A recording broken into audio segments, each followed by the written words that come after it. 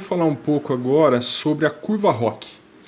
ROC significa Receiver Operating Characteristics.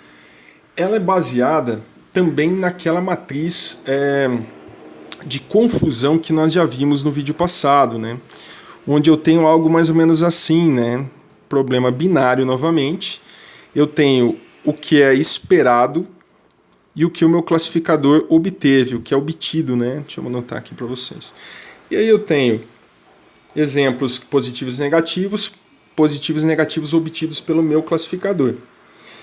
Aqui eu tenho verdadeiro positivo, aqui eu tenho verdadeiro negativo, aqui eu tenho um falso positivo e aqui eu tenho um falso negativo. Para quem não se lembrar, veja o vídeo anterior.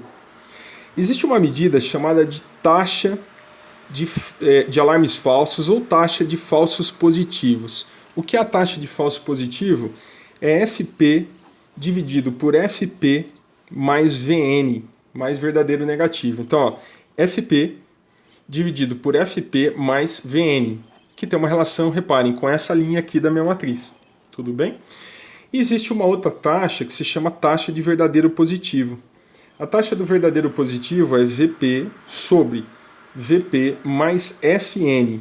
Ó, VP mais VP sobre FN. Ou seja, eu estou preocupado com essa linha aqui. Qual que é a ideia? Eu quero reduzir ao máximo a minha taxa de falso positivo ou de alarmes falsos. Isso aqui tem tudo a ver com, se eu pensar em casos que eu quero evitar, imagine esses alarmes como alarmes que eu desejo evitar, né? E reparem que essa medida é a própria revocação, né? Ou seja, o recall, que eu comentei com vocês no vídeo anterior. Legal. Suponha que eu tenha 3 classificadores aqui para exemplificar para vocês. Olha só. Um classificador F1 e suponha que a taxa de falso positivo dele é 0,3 e a taxa de verdadeiro positivo dele é 0,4. Tá?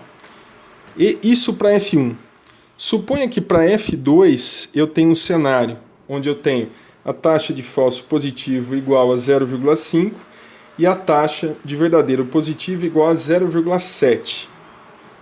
E para F3 eu tenho algo como taxa de falso positivo 0,2, opa, legal, menor, e a taxa de verdadeiro positivo igual a 0,6. Tá? A curva ROC, ou aqui no meu caso ainda vou vê-la como ponto só num gráfico, ela é traçada num gráfico onde de um lado eu tenho a taxa de falso positivo que eu quero reduzir, ó, quero trazer para cá, e aqui eu tenho a taxa de verdadeiro positivo. Então, nesse eixo a taxa de verdadeiro positivo e nesse a taxa de falso positivo. Se eu tiver um conjunto de dados onde a quantidade de positivos e negativos é exatamente igual, eu tenho 50% positivo e 50% negativo, essa linha diagonal que passa aqui, ela delimita para mim ou uma triangular superior aqui, ó, onde eu tenho bons classificadores que superam o mundo aleatório. Qualquer classificador cujo resultado tem uma taxa de falso positivo ou de verdadeiro positivo que leva a um ponto sobre esse hiperplano, sobre essa reta, indica que ele não é melhor do que o mundo aleatório. No nosso caso, se eu considerar, por exemplo, aqui como 0,2, aqui, por exemplo, como 0,4, 0,6, 0,8, eventualmente, 1 vai ficar um pouquinho para cá, tudo bem. O 1 aqui, e aqui a mesma coisa, 0,2, 0,4, 0,6, 0,8 e o meu 1 está um pouquinho também para cá. Pense no seguinte, olha, o primeiro, 0,3 com 0,4, então tem um ponto aqui. Esse é o ponto do F1. Tá? O meu F2 é 0,5 com 0,7, que vai levá-lo mais ou menos aqui. Ó. Esse é meu F2. E meu F3 é 0,2 com 0,6, vai levá-lo aqui. Ó. Esse é meu F3. A questão é, qual desses classificadores eu vou escolher e qual que é o melhor? A primeira questão que fica é o seguinte, o classificador ideal seria dado por esse ponto aqui, ó. Esse é o ideal. Qual é o ideal? é aquele em que a taxa de falso positivo é a menor possível e a de verdadeiro positivo é a maior possível. Seria dado por esse ponto aqui. O pior de todos seria aqui, ó. Pior de todos os classificadores seria aqui, ó, que erraria sempre. E qualquer classificador que fica sobre a reta, ele é igual, ele tem a performance igual a uma escolha aleatória. Ou seja, jogar moeda, digamos assim, tá? Aleatória. Ele vai ter exatamente um resultado de uma escolha aleatória. Nesse nosso caso em particular, o que eu poderia, o que eu estou interessado? Quanto mais próximo o classificador for desse ponto, melhor ele é. Posso, inclusive, traçar vetores aqui, para medir essa distância, ó, esse comprimento aqui, essa magnitude ó, desse vetor. Veja, quanto maior esse vetor for, mais distante ele é desse classificador ideal. Veja que quando eu falo isso, eu não estou ponderando se ele prefere essa medida ou essa medida. Eu estou dizendo em termos médios, né, considerando o mesmo peso para as duas medidas.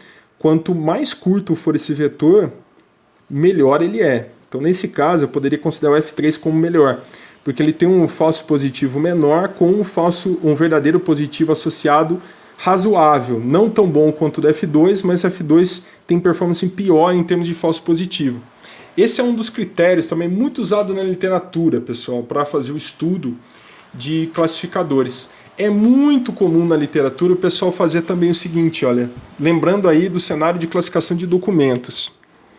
A pessoa plota aqui, de fato, um conjunto de pontos, onde aqui eu tenho a taxa de falso positivo, a taxa de verdadeiro positivo.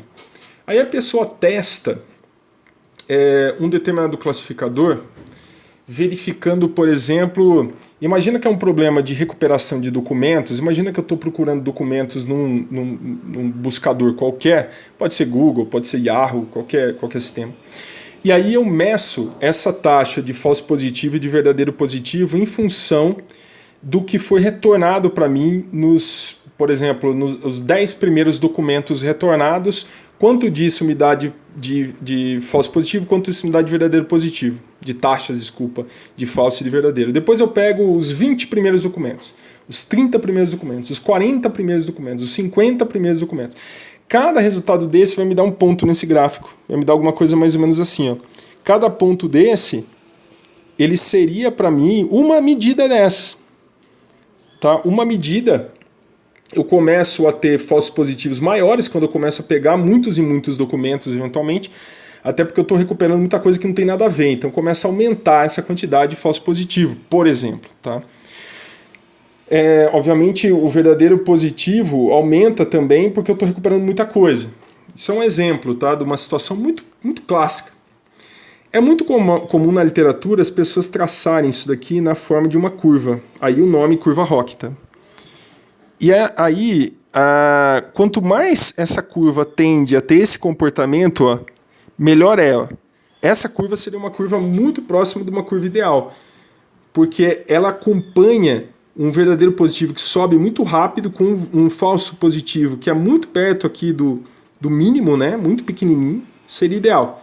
Um classificador como esse já é pior do que esse aqui, ó, tá? Do que esse aqui que seria ideal. Obviamente, um classificador que está aqui, né, um conjunto de... Na verdade, aqui eu teria quase que, digamos, um conjunto de resultados, né, que eu obtive. Pode ser o mesmo classificador, só que avaliado recuperando mais ou menos documentos, né, como eu falei para vocês. O exemplo de documentos é perfeito para isso. Tá? Aí, além disso, essa curva, então, ideal é quanto mais próxima ela seja íngreme aqui, passe muito próximo aqui do ponto, desse ponto que seria 0, 1, né? 0 em termos desse eixo e 1 em termos desse eixo, é ideal, isso seria o perfeito. Então aqui eu posso comparar como diferentes, por exemplo, algoritmos que fazem recuperação de documentos numa base de dados se comportam, por exemplo. Muito típico de fazer análise nesse cenário, pessoal, muito, muito comum mesmo. Outra coisa que é comum fazer é calcular essa área. Eu tenho uma curva aqui, ROC, e eu calculo a área sobre a curva. Essa área, repare o seguinte, como isso é um gráfico que vai de 0 até 1 nesse eixo, de 0 até 1 nesse eixo, a área total que eu tenho é a área 1. Se eu obtiver uma área 1 abaixo da curva, significa que eu tenho esse cara perfeito aqui. Se eu obtiver uma área menor que 1, eu tenho um cara como esse, por exemplo, que não é tão perfeito, a área de baixo da curva. Tá? Um cara como esse, ele é pior ainda, porque a área é menor. Um cara como esse, ele tem uma classificação... essa área que é meio, ó, lembra que eu comentei um pouco antes, ó, que se eu tiver um caso perfeitamente balanceado em 50% dos exemplos de uma classe e 50% de outra, eu posso ter uma área que termina com metade apenas desse gráfico, que me daria uma área de 0,5, que seria uma solução que teria o mesmo resultado de uma classificação aleatória, pessoal. Tá? Obviamente, eu teria curvas ROC diferentes se eu não tiver um conjunto de dados balanceado. Tá? Ou seja, se eu tiver um conjunto de dados que eu tiver, por exemplo, 1/3 de positivos e 2/3 de negativo, então 1/3 de positivo e 2/3 de negativo, reparem que a hora que eu venha fazer o gráfico, eu não vou ter o aleatório dado por essa reta aqui, que passa exatamente dividindo o que seria uma triangular superior e inferior, só que em termos aqui não do tradicional que a gente está acostumado para matrizes, né? Mas eu teria esse comportamento deslocado. Eu posso ter esse comportamento deslocado para baixo, tá? Ou ter esse comportamento deslocado para cima. Tem então essa diagonal fazendo ou mais isso ou mais isso. Ela vai me dar o baseline, ela vai me dar basicamente, olha, qual que é o mínimo que eu preciso acertar. Qualquer coisa que eu acerte acima disso, nesse trecho do meu espaço, significa que o meu classificador opera bem. Se ele dá um resultado para baixo desse baseline, significa que ele opera abaixo do que o aleatório. E se eu estiver sobre essa reta, significa que ele opera igual ao aleatório. Pessoal, espero que isso seja útil para vocês. Ainda estamos falando aqui sobre classificação, sobre cenário de classificação e sobre algumas medidas que são voltadas para a classificação. Continuamos com mais formas de avaliação nos próximos vídeos. Um abraço.